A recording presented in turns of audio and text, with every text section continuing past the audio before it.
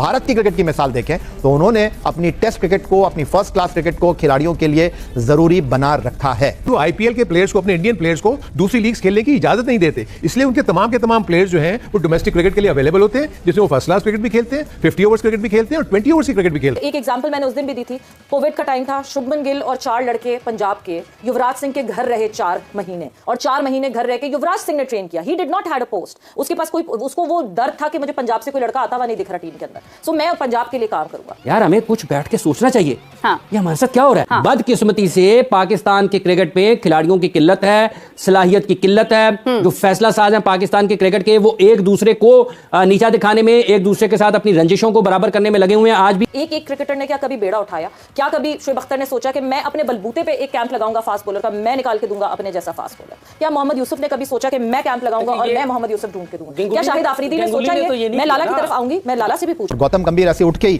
Cricket India के साथ associate नहीं हो गए, वो भारतीय जनता पार्टी के साथ मुंसलिक थे। उन्होंने अपने सियासी करियर को फुल स्टॉप लगाया। उनकी जो सिलेक्शन कमेटी है, उनके सेलेक्टर का बाकायदा तौर पर इम्तिहान होगा। हमारे पास तो टैलेंट है नहीं ना, कोई भी डिविलियर्स नहीं है या कोई हमारे पास हार्दिक पांड्या नहीं है। हमारी क्रिकेट कहां स्टैंड करती है? हम कीनिया की टीम के खिलाफ भी परफॉर्म करके हम पता क्या बोलेंगे, वो जी बड़ा क्या काम हमने किया है। अल्लाह का काम है, इस कौम ने हमें नो डाउट बहुत इज्जत दी है। हमारी भी इसमें कुछ गलतियां हैं और कुछ जो पीसीबी जो हम देखते हुए आए काफी अरसे से, पीसीबी की मैनेजमेंट की भी गलतियां रही।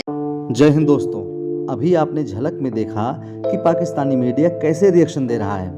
दोस्तों, इन्हें हिंदुस्तान की सफलता से जलन तो बहुत होती है, लेकिन बेचारे करें क्या, अब तारीफ करनी पड़ती है। चलिए देखते हैं कि पाकिस्तानी मीडिया कैसा रिएक्शन दे रहा है। पाकिस्तान 1947 में बना, पाकिस्तान को बने 75 बरस होने को हैं। पाकिस्तान ने अपना पहला मैच 1952 में फिरोज शाह कोटला दिल्ली में खेला।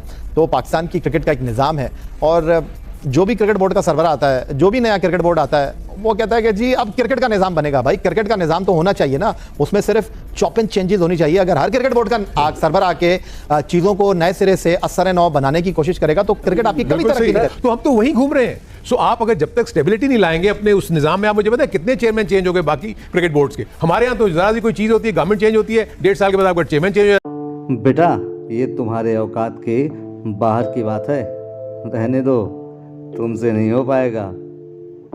इसी तरह वो आते ही अपने साथ जो बंदे लेकर आते हैं, क्योंकि बाहर बैठ के उनको एडवाइजर्स होते हैं, उनको अपनी टीम को लाके वहां बिठा देता है। सो ये इश्यूज है, इसलिए आपका निजाम नहीं बन सकता। भारत की क्रिकेट की मिसाल देखें तो उन्होंने अपनी टेस्ट क्रिकेट को, अपनी फर्स्ट क्लास क्रिकेट को खिलाड़ियों के लिए जरूरी बना रखा है। इसमें इसकी कोई गलती नहीं है, ये बेचारा दूसरी दुनिया से आया है। इस बेचारे को खुद ही नहीं पता कि क्या बोल रहा है। अरे भाई, बाप बाप होता है और बेटा बेटा। बाप हमेशा 2 कदम आगे ही रहता है। अकाउंटेबिलिटी का जो सिस्टम है बहुत स्ट्रांग है। हमारे यहाँ ये जो सारी चीज़ें हो रही है वो प्लेयर की मनमानी के मुताबिक हो रही है कि T20 वो नहीं खेलेगा तो नहीं खेलेगा, मर्जी है, क्योंकि वो कहता है कि मैं बाहर जाकर 3-4 लीग खेल के पैसे कमा लूंगा, मुझे कोई जरूरत नहीं टेस्ट क्रिकेट खेलने की। ये कमजोरी है बोर्ड की। वजह फरमा रहे हैं, एहतसाबी अमल तो है ही नहीं। अभी आप गुज़िश्ता रोज़ की बात करें, जय शाह ने भारतीय क्रिकेट टीम के नए हेड कोच का ऐलान किया और उन्होंने कहा कि गौतम गंभीर जो हैं वो भारतीय टीम के नए हेड कोच होंगे। और गौतम गंभीर ऐसे उठ के ही क्रिकेट इंडिया के साथ एसोसिएट नहीं हो गए, वो भारतीय जनता पार्टी के साथ मुंसलिक थे। उन्होंने अपने सियासी करियर को फुल स्टॉप लगाया। वो IPL कोलकाता नाइट राइडर्स से खेल रहे थे, वो लखनऊ के कोच बने, फिर उसके बाद अब वो एक बार फिर क्रिकेट में सिस्टम के तहत दाखिल हो रहे हैं। हारून रशीद साहब, उसके बाद अब उनकी जो सिलेक्शन कमेटी है, उनके सेलेक्टर का बाकायदा तौर पर इम्तिहान होगा और उनका सिलेक्शन होगा बाकायदा तौर पर। लेकिन हमारी क्रिकेट में अगर हम बात करें, जो भी क्रिकेट बोर्ड का सरबराह तब्दील होता है, वो अपनी मर्जी से किसी को भी चीफ सेलेक्टर लगा देता है, किसी को भी कोच लगा देता है, तो फिर निज़ाम तो नहीं हुआ।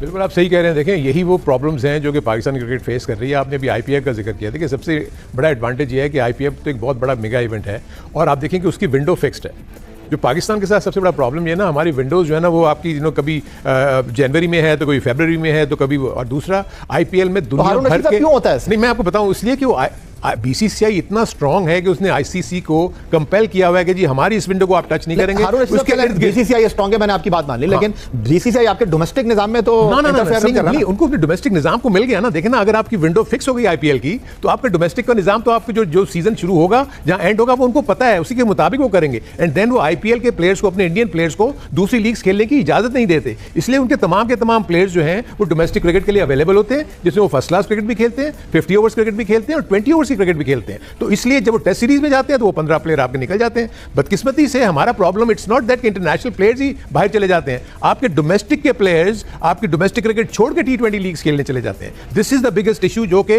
इस पीसीबी को या जो भी करता धरता है इनको एड्रेस करना होगा। और दूसरी चीज जो आप ये बात कर रहे हैं, देखें आईपीएल में वो प्लेयर्स आते हैं, हमारे पीएसएल में वो प्लेयर्स आते हैं जो अपनी अपनी कंट्री से ड्रॉप आउट्स होते हैं। सो हमारे पीएसएल का स्टैंडर्ड और आईपीएल का स्टैंडर्ड में जमीन आसमान का फर्क है। वहां जितने भी प्लेयर्स आते हैं वो टॉप नॉच प्लेयर्स होते हैं दुनिया भर के, तो इसलिए उनका कंपटीशन का मोड बिल्कुल डिफरेंट है, हमारा कंपटीशन का मोड डिफरेंट है। इसीलिए उस्मान खान ने क्यों स्ट्रगल किया, इसलिए कि वो जिस एनवायरनमेंट में खेल रहे थे, जब उससे 10 नॉच ऊपर जाना पड़ा तो वो फेल हो गए।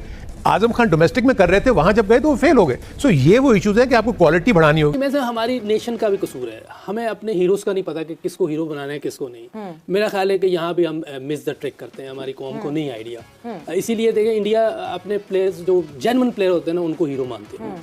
मैंने कभी नहीं देखा उन्होंने किसी वजह से किसी को, जो एबिलिटी जिस वजह से कोई पहचाना जाना चाहिए वो उससे पहचाना जाता है और उसकी वजह से उनकी वो लेगेसी चलती आ रही है। सुनील गावस्कर से लेकर सचिन तेंदुलकर, फिर जो उनके जितने भी प्लेयर, राहुल द्रविड़ है, लक्ष्मण है, गंगुली है, जो अभी तक आ रहे हैं, अभी सारे जेन्युइन प्लेयर आ रहे होते हैं। ठीक है। एक ये मेरी कौम का भी कसूर है इसमें। मैं हो सकता है मैं गलत हूँ, लेकिन मुझे यही लगता है हमारी कौम का भी कसूर है, प्लेयर्स का तो है ही है, कौम का भी है। मैं कौम के पॉइंट ऑफ व्यू से फिर बात करूंगी। देखिए आपने सौरव गांगुली का नाम दिया, आपने सुनील गावस्कर का नाम लिया। सौरव गांगुली के साथ अभी पिछले टाइम फ्रेम में बीसीसीआई में जो सब कुछ हुआ, कहाँ देखा आपने कि वो टीवी पे बैठे और उन्होंने बीसीसीआई को बैश किया? कहीं भी नहीं। आप हमारे फॉर्मर क्रिकेटर्स की बात करते हैं, फॉर्मर क्रिकेटर्स ने क्या हमने उनको हीरो नहीं बनाया या क्या उन्होंने टीवी पे आके अपनी रिस्पेक्ट खुद खो दी? मैं फिर सवाल आपकी तरफ फेंकती हूँ। किसने खो दी? हमारे फॉर्मर क्रिकेटर्स ने। कौन से? बहुत सारे, जो आप कह रहे हैं ना कि हीरोज नहीं बनाया। हमारे हीरोज ने मीडिया पे आके ऐसे बात की कि आपकी इमेज शैटर हो गई। क्या ये सही है क्या गलत है? लोग गलत करते हैं ना, बिल्कुल गलत करते हैं। बीसीसीआई ने क्या किया गंगुली के साथ? क्या किया आप बताएं? उनको जिस तरह सैक किया प्रेसिडेंसी से, पहले उस तरह लाए आप वसीम अकरम को लाए चेयरमैन, इंजमामुल को क्रिकेट बोर्ड का चेयरमैन लाए। मैं जो बात कर रही हूं आप उस बात पे नहीं आ रहे। वही बात कर रहा हूं, आप लाए इंजमामुल को चेयरमैन क्रिकेट बोर्ड, लाइए। तो वो भी तो आया ना, इंजमाम भाई के लेवल का प्लेयर नहीं है, लेकिन लेके आए वो। हम क्यों नहीं लाए इंजमाम भाई को? हम क्यों नहीं वसीम अकरम को लाए? सबसे काम जो जितने भी बड़े प्लेयर हैं दुनिया के, वो जाके फर्स्ट क्लास क्रिकेट में पहले काम करते हैं। किसने रोका है? मैं फिर वापस आऊंगी, किसने रोका है? बिकॉज एक एग्जांपल मैंने उस दिन भी दी थी, कोविड का टाइम था, शुभमन गिल और 4 लड़के पंजाब के युवराज सिंह के घर रहे 4 महीने, और 4 महीने घर रह के युवराज सिंह ने ट्रेन किया। He did not had a post, उसके पास कोई, उसको वो डर था कि मुझे पंजाब से कोई लड़का आता हुआ नहीं दिख रहा टीम के अंदर, सो मैं पंजाब के लिए काम करूंगा। एक क्रिकेटर ने क्या कभी बेड़ा उठाया? क्या कभी शोएब अख्तर ने सोचा कि मैं अपने बलबूते पे एक कैंप लगाऊंगा फास्ट बॉलर का, मैं निकाल के दूंगा अपने जैसा फास्ट बॉलर? या मोहम्मद यूसुफ ने कभी सोचा कि मैं कैंप लगाऊंगा और मैं मोहम्मद यूसुफ ढूंढ के दूंगा? क्या शाहिद आफरीदी ने सोचा ये? मैं लाला की तरफ आऊंगी, मैं लाला से भी पूछती हूँ कि लाला, सबकी रिस्पॉन्सिबिलिटी बनती है, and now is the right time कि हम रियलाइज करें कि सबने वो रिस्पॉन्सिबिलिटी पूरी करनी है अगर पाकिस्तान क्रिकेट को बचाना है। लाला आपसे पूछ रहे हैं। सवेरा, शुक्र अल्हम्दुलिल्लाह कि इज़्ज़त और ज़िल्लत अल्लाह ताला ने अपने हाथ में रखी है। लोगों के दिलों में इज़्ज़त डालने वाला सिर्फ अल्लाह है, और जिन्होंने कुछ किया है, जिन्होंने वाकई इस मुल्क के लिए कुछ किया है, किसी भी उसमें किया है, अल्लाह ताला ने लोग इज़्ज़त देते हैं इस मुल्क में। सिर्फ यहाँ नहीं, पड़ोसियों मुल्कों में हर जगह उनकी इज़्ज़त होती है, जो ज़ाहिर बात है जो अच्छे परफॉर्मर होते तो ये अल्लाह का काम है। दोस्तों, पाकिस्तानियों को सुनकर हंसी आती है। कहाँ से आते हैं ऐसे लोग? ऐसा लगता है ये लोग हमारे गोले के नहीं हैं, किसी और गोले से आए हैं। कितने तेजस्वी हैं ये लोग। आप सभी हंसते रहिए और पाकिस्तानी कॉमेडी का मज़ा लेते रहिए, और चैनल को सब्सक्राइब करना और शेयर करना ना भूलें। धन्यवाद।